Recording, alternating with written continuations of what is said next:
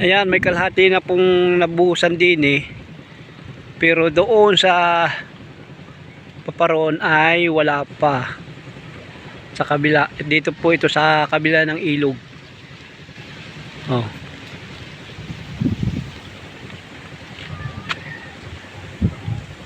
Sa kabila po ito ng ilog. Ayan. Bali hanggang din po yung nabuhusan.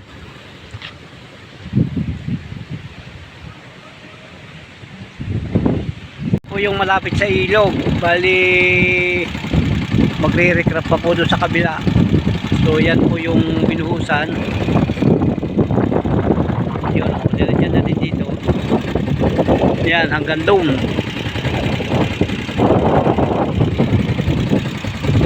Ito po yung kabila ng ilog. Ito po yung ano na kahit dati ni sakyan. Ayan po.